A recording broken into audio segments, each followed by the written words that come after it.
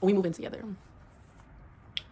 I feel like this is gonna be like 10 parts to it because, like I said, this is a span of 14 years, so it's hard to get everything crammed into one video. The first week was nice because the first week we weren't drinking or nothing like that. We were just, I had just had a baby, so we were sober. One thing we used to do is we smoked a lot of Black and Milds.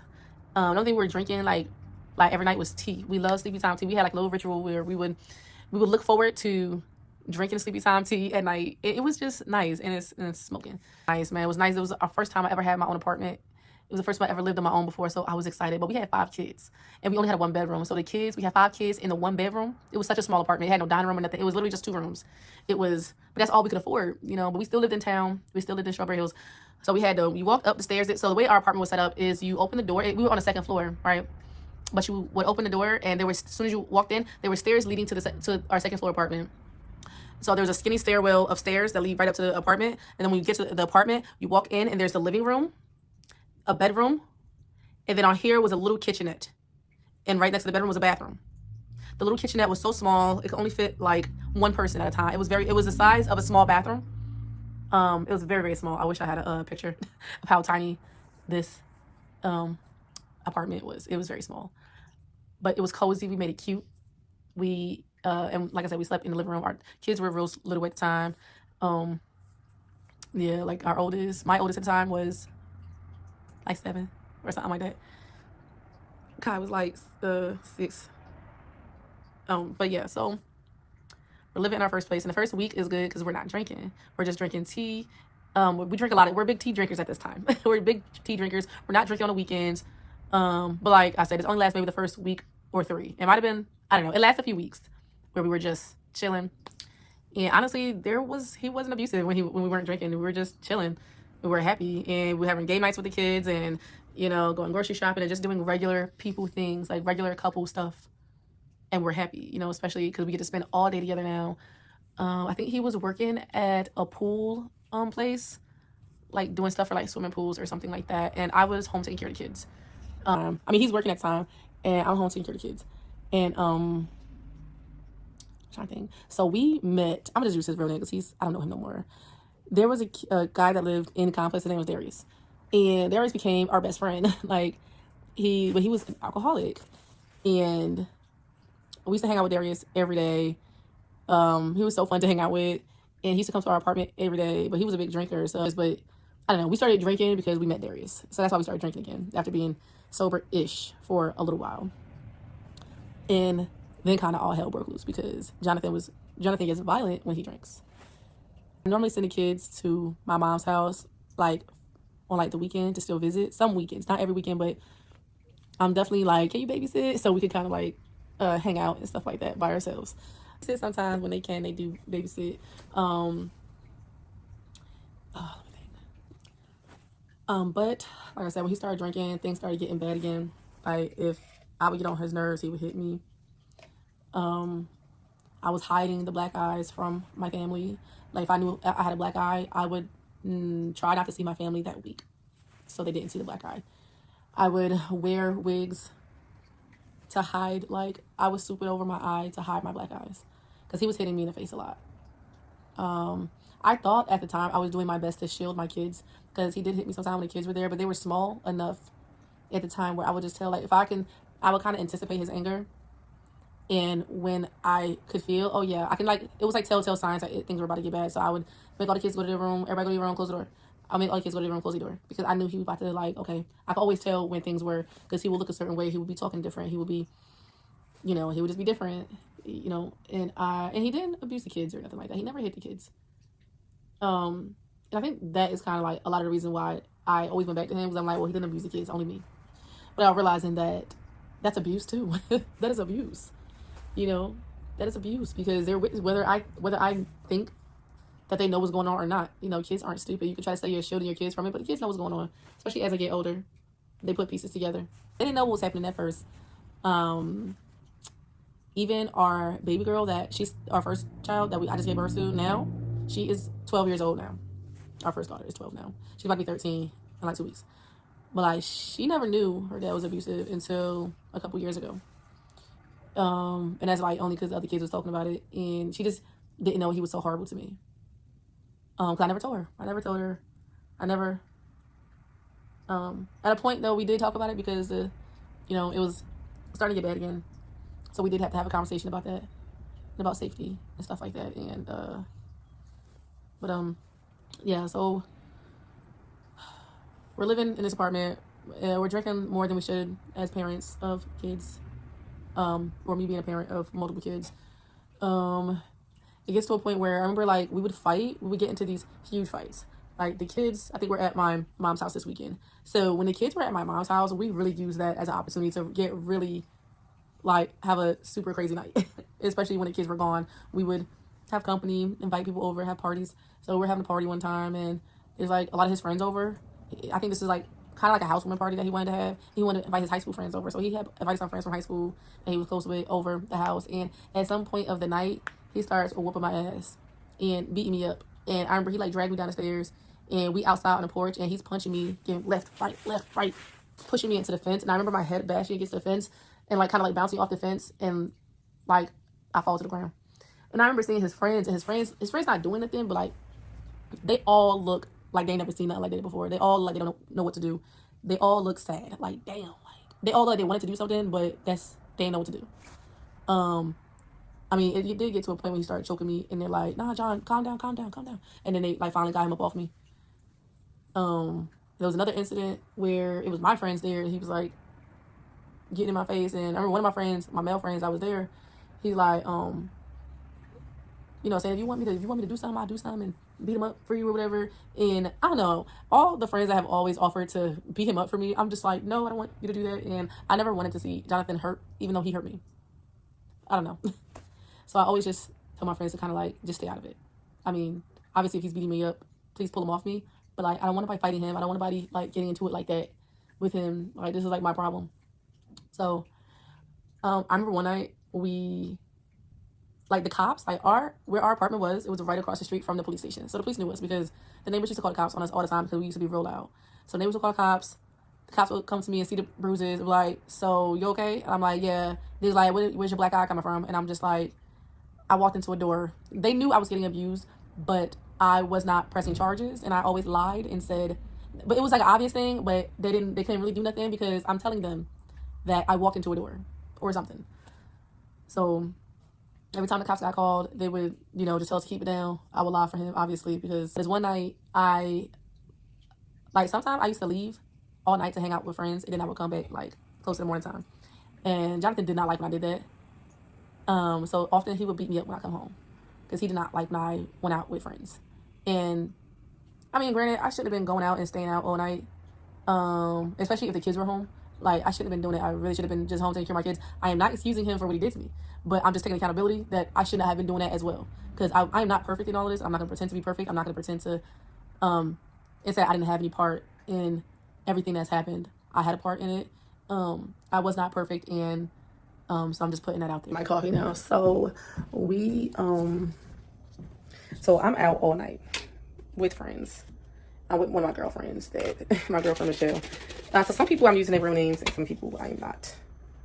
But so I'm out with my friend. Me and her, we're just like hanging out all night on her porch, and I come home. I'm not really sure what time, but he does whoop my ass as soon as I get home. He whoops my ass. And sometimes he was apologetic, but then it definitely was getting to the point where he was just like, nah, you deserve that. Don't stop doing stuff to make me beat you up. Like I do remember when that change kind of happened, where it kind of went from him being apologetic, oh baby, please don't leave me, to a few years in, and he's just like, yeah, I did this because you deserve it, and do better so you don't get beat no more. Okay. I was trying to do better at the time, so I didn't get beat no more. Because at this time, I am 4 baby daddies in. So at my mind, I'm like, I have to stick beside him. I cannot be with another man because I have 4 baby daddies.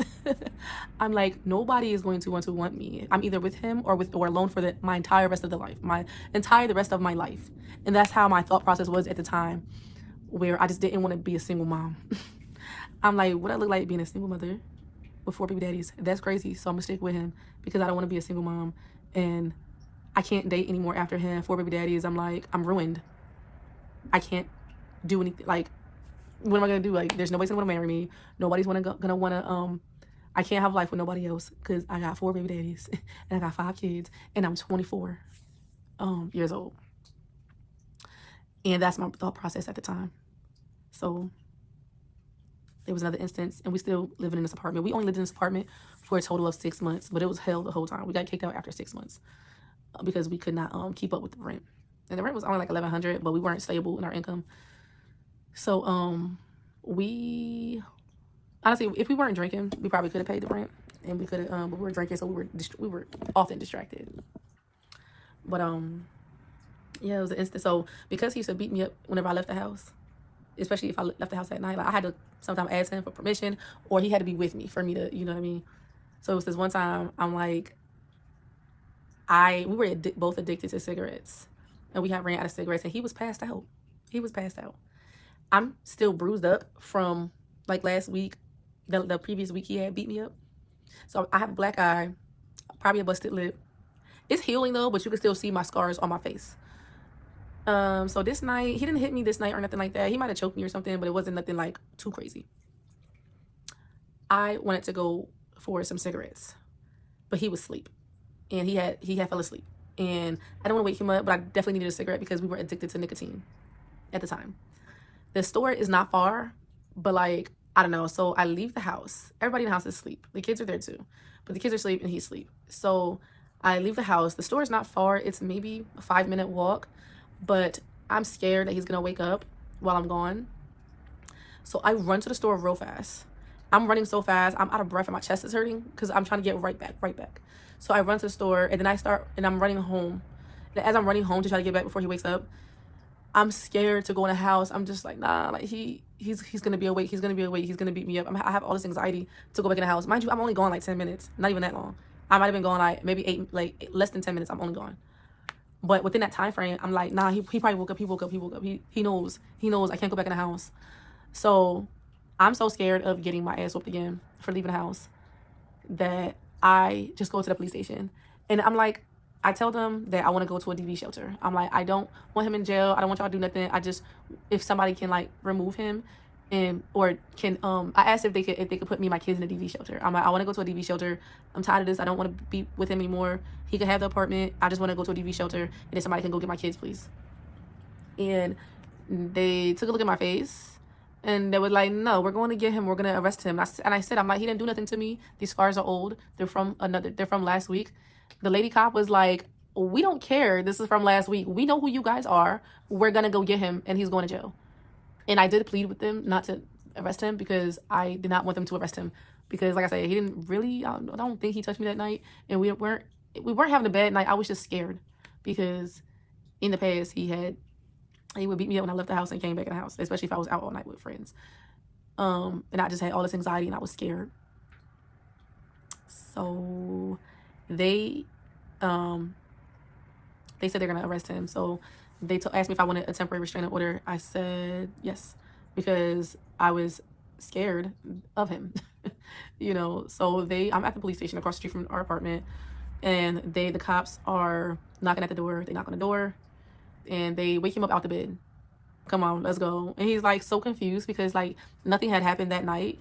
Nothing extreme happened that night that I could think of. So he was just confused, like, why am I going to jail? And they're like, domestic violence. Look at her face. I'm like, what do you mean? So he's in jail. The next morning, I think his dad called me the next morning and said, hey, Jonathan's in jail. No, I don't really know what happened, but his dad gave me $1,000 to get him out of jail. The next day or a day or two later, I do bail him out.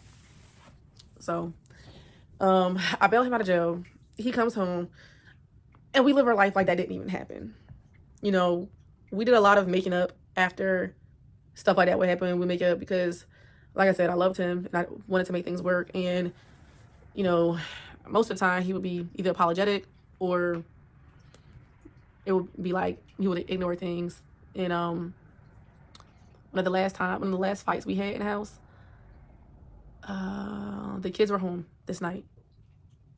I remember being on the phone with one of my friends, and like the whole time on the phone with her, she could hear him being disrespectful, and he's walking around belligerent, being just super disrespectful, cursing at me.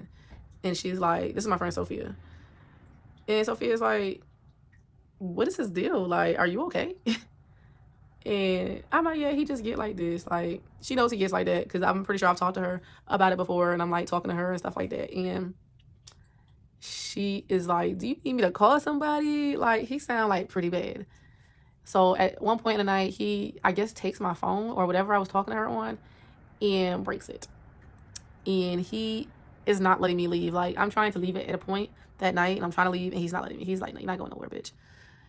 And he's hitting me. We got like he punches a glass or knocks a glass. Like we had like a glass with like pictures in it or something, and that is on the floor. Like, he is destroying the apartment.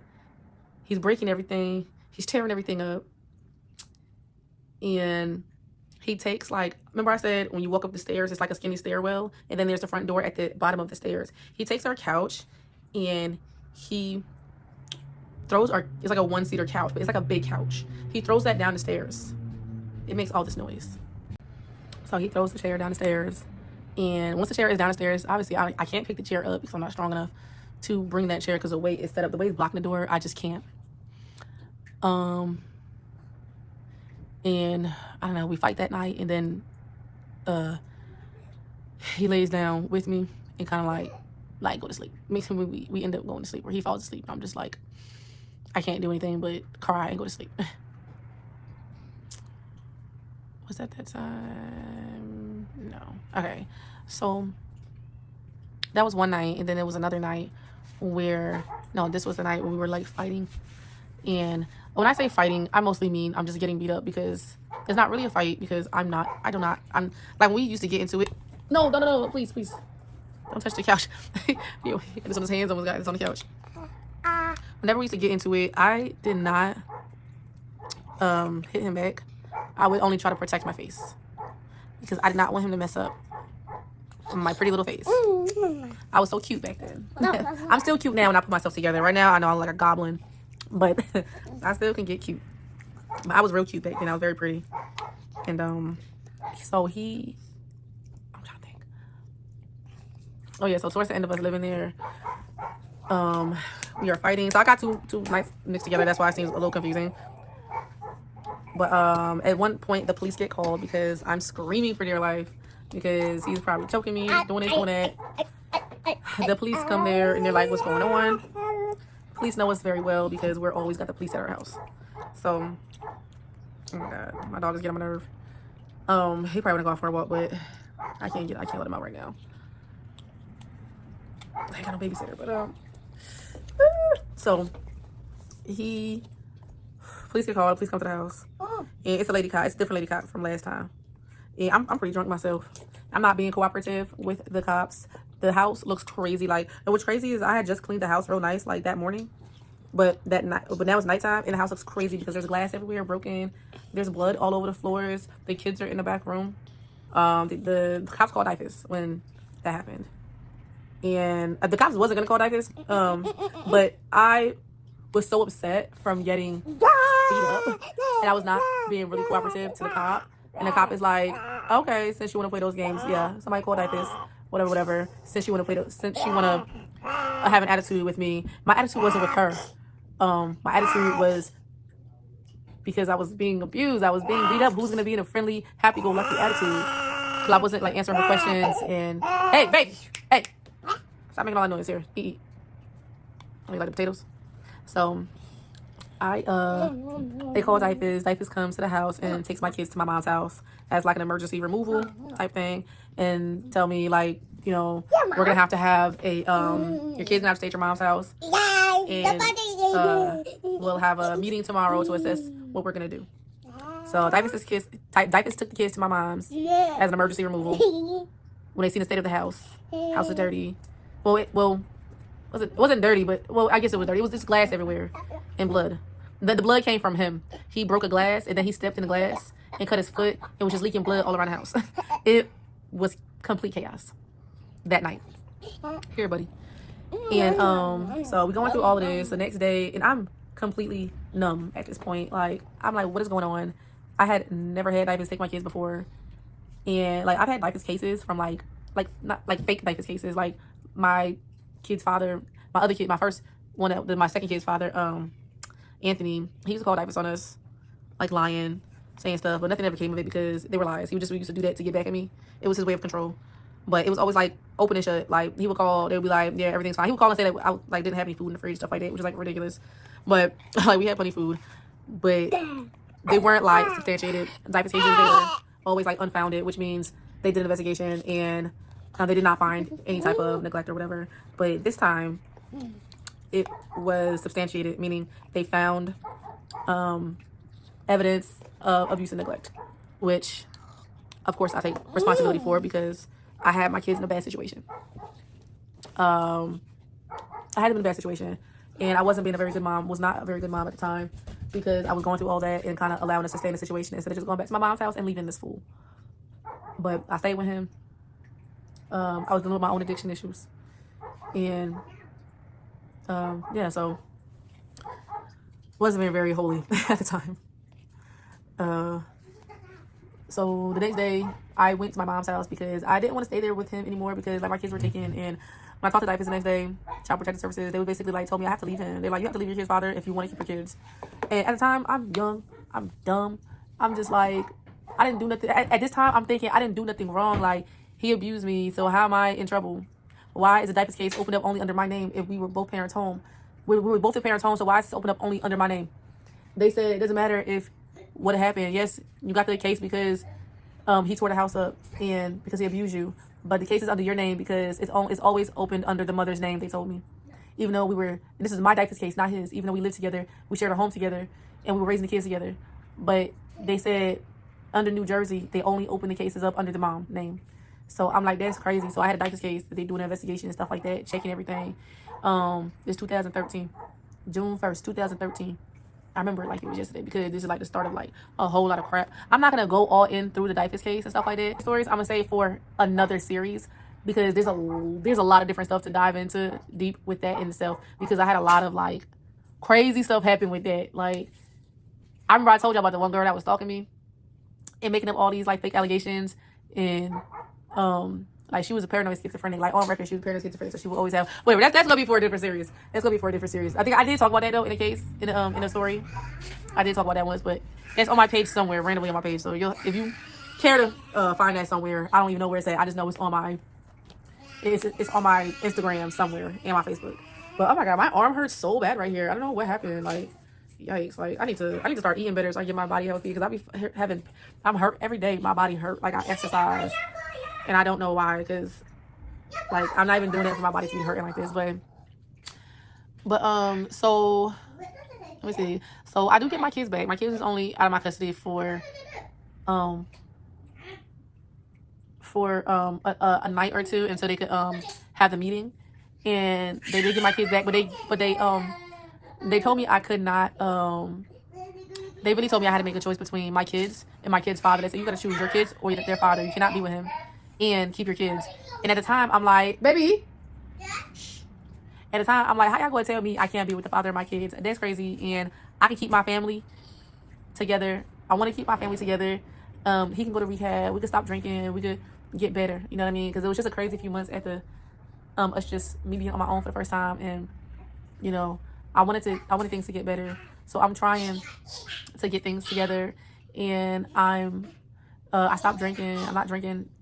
I mean, no, I'm still drinking, but I'm not drinking often anymore. I'm not partying like that anymore because I have this diaper space and they are alcohol testing me and stuff like that to make sure I'm not drinking. What else? Baby! Alright, so I'm gonna try to cut this video short because my baby is awake now and making a lot of noise. But we're gonna leave off with nothing because he's making too much noise. I'll come back with part 3 later.